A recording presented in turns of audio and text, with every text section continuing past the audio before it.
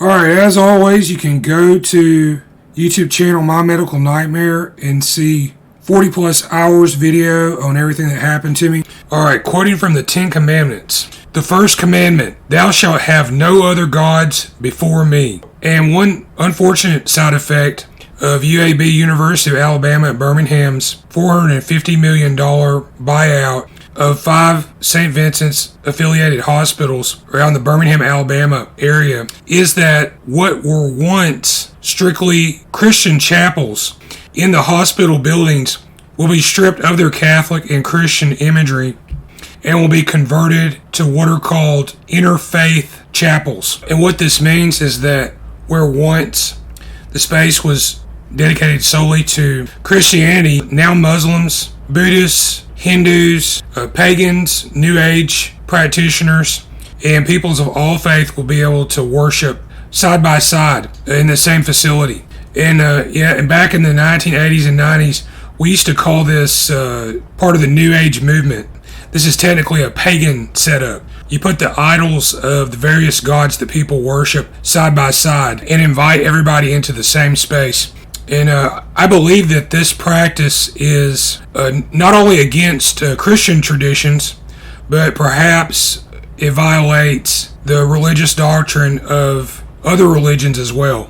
And this is a major defeat and epic loss for the people of Alabama. Not only have the greedy and corrupt medical fat cats scared the Catholics and Christians out of Alabama, forcing Ascension to sell the hospitals to UAB for pennies on the dollar. You take a look at how UAB handles their business. Recently accused of stealing the organs from the bodies of patients they were entrusted to do autopsies on. Alright, so according to this article courtesy AL.com, published August 12, 2024, Ascension St. Vincent's Hospital in the Catholic Diocese of Birmingham will undertake a cooperative effort this fall to remove all Catholic statues, crucifixes, and artifacts from Birmingham's historic oldest hospital as UAB takes possession. They write here, it will be converted to an interfaith chapel, which will entail removing the giant centerpiece crucifix, statues, artifacts, and a frame page of a Catholic missal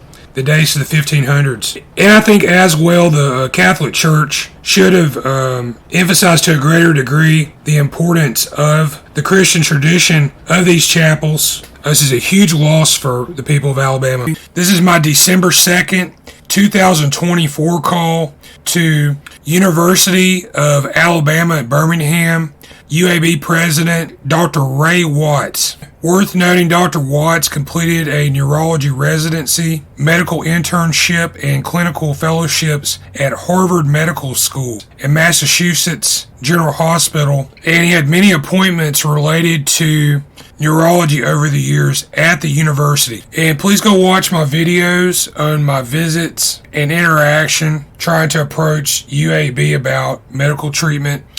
Emergency room visit at UAB Hospital in 2019, triaged and a 5-hour wait. The tiny waiting area was completely crowded, no seating available. I got tired of standing and had to leave after 5 hours. Overheard others who had been waiting there for 10 plus hours. Later I was placed on a 3-month waiting list on a referral to UAB neurologist Dr. Mina Lubos. After 3 months, I was called and told that because the office was moving locations, there would be an additional 1-month wait. And I said, no, I will not wait any longer, and cancel my appointment. More recently, I tried to see a primary care or family doctor at the UAB satellite in Leeds, Alabama. You can hear my recorded phone call where they almost put me on a waiting list that would be 8 months to see a primary care doctor. And this is totally unacceptable. Nobody in the United States of America should have to wait that long to see a basic physician.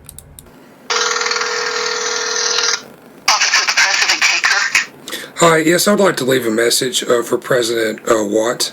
Sure, I'll be happy to take it. I was interested in contacting UAB President Dr. Ray Watts regarding the university's recent takeover of Ascension St. Vincent's Hospital's infrastructure and services. I was a patient and customer of many of these doctors over the past several years and suffered major medical fraud, misdiagnosis, malpractice, patient dumping, and a lack of treatment. And there are many others in the state of Alabama who have similar unresolved, outstanding issues.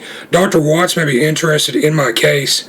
As a neurology specialist, I had broken the underside of my skull in the area of the occipital condyle and condylar canal. Possibly my foramen magnum was also fractured or broken. A very serious injury I almost died from. Yeah, I went to St. Vincent's, had MRI, CT, and x-rays taken. I was told that I had no injury. I knew better because I almost died from whatever happened to me. Got my records, and I was given written and signed radiology reports from Ascension St. Vincent's that I had no injury there, but the injuries show up in the pictures. So Dr. Watts, he could look at what happened to me. You can see 60 hours video documentation on my story at YouTube channel My Medical Nightmare. Ascension did business the wrong way during his tenure as the manager of these facilities, and UAB inherits these risks, debts, liabilities. At the same time, they try to present a new image for their acquisitions. As a patient and customer, I believe UAB must immediately assess and expunge corruption from its hospitals and staff, and in fact, its future business success depends on this. If you would you send an email to that?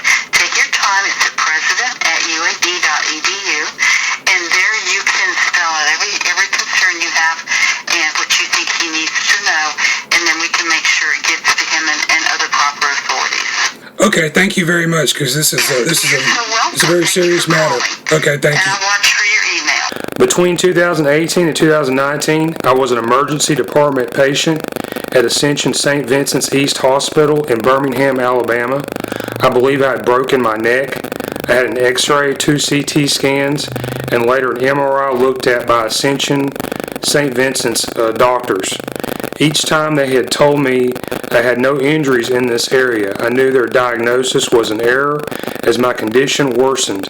The area became infected and infested with parasites. By summer 2019, I almost died.